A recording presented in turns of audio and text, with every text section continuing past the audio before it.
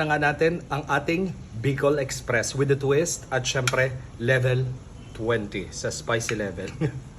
Kala mo naman kung maka level 20 no. Pinagmantika, pinaglatik at ginataang pinagmantika, pinaglatik ang ating ginataang Bicol Express. Syempre ginataan naman talaga ang Bicol Express no, grabe naman. So sana kaya to nakarating kasi yung Bicol Express siguro mga 10 lang sa akin talaga naman ang Bicol Express na anghang. Ito ginawa nating level 20. Dumali na naman. Ang hirap po talaga magsabi ng masarap kapag sarili mong luto. Kaya kunyari iba na lang po nagluto. Napakasarap. Grabe.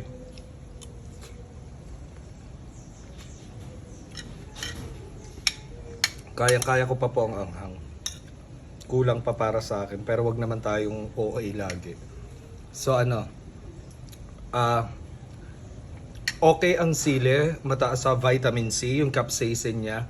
Marami ring health benefits ang sili. Pero dun po sa nagsasabi na ang sili ay nagkokos ng pneumorrhea, knowing nyo na, hindi na natin babanggitin, hindi po yun totoo. Nagtitrigger lamang siya kapag meron kayo sa dyanan. Siyempre, masakit yun sa alam nyo na. Pero hindi po dahil kumakain ka ng sili ay magkakaroon ka nun. E di sana ang tagal na naming may ganon. So ayun lang.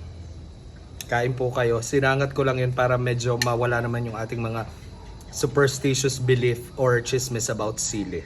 At ang sili po ay mataas sa vitamin C once again. Nakakatulong din sa pagbaburn ng fats at kung ano-ano pa. Maraming health benefits. So nandito po tayo sa Bicol Express ngayon. Kaya nahagip natin ng kaunti yung kaalaman tungkol sa sili.